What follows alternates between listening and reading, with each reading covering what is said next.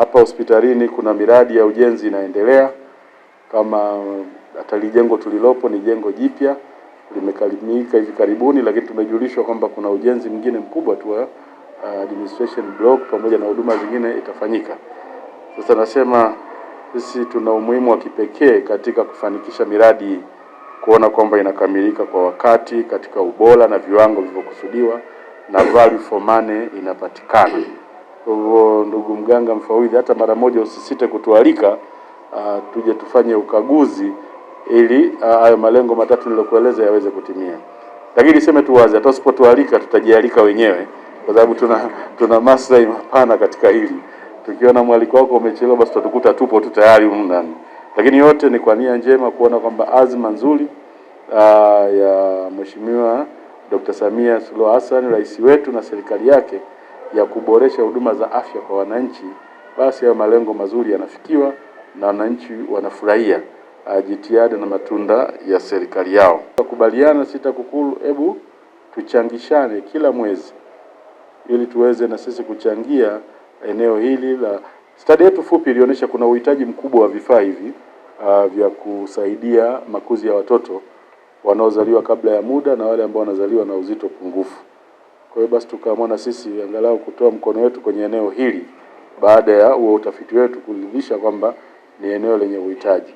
Idara ya watoto imegawanyika katika makundi mawili.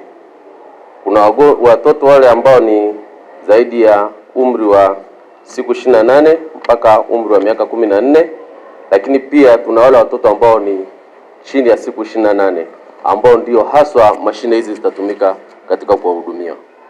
Kwa hiyo kitengo chetu uwezo wake ni kwamba kwa ile idara ya General Pediatric ambayo ni wale watoto wa siku zaidi ya siku 28 ina uwezo wa kuchukua watoto 18, lakini pia tuna Pediatric ICU ambayo ni watoto wale pia inaweza kuchukua watu 4 na jumla yake ni 22.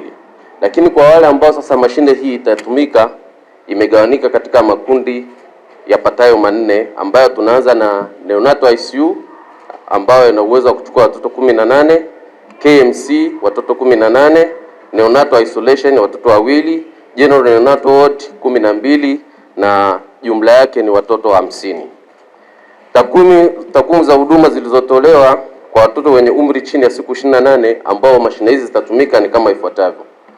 Takwimu hii tukianzia mwaka wa 2021, tunaweza kuona kuanzia mwaka 21 mpaka kufikia kipindi cha mwaka huu idadi ya watoto hao inaongezeka.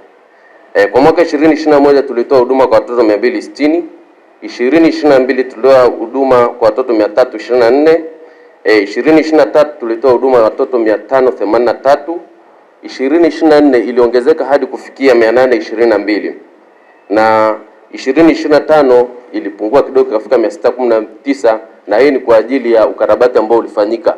Januari mwaka huu tuliweza kupokea neonatal admission 78.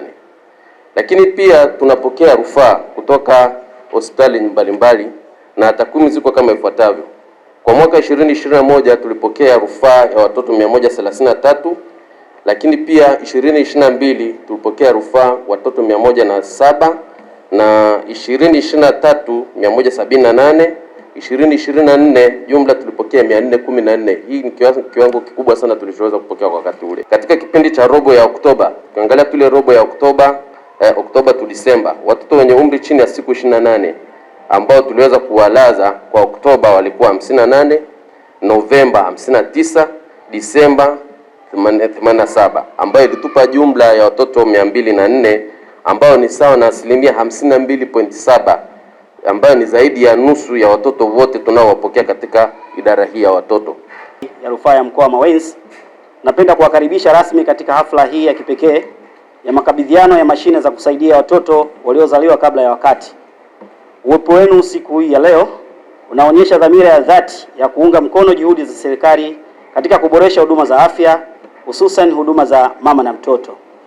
Hospitali ya Rufaa ya Mkoa wa Mawenzi ina wajibu mkubwa wa kuhakikisha tunatoa huduma bora, salama na zenye viwango vinavyokubalika.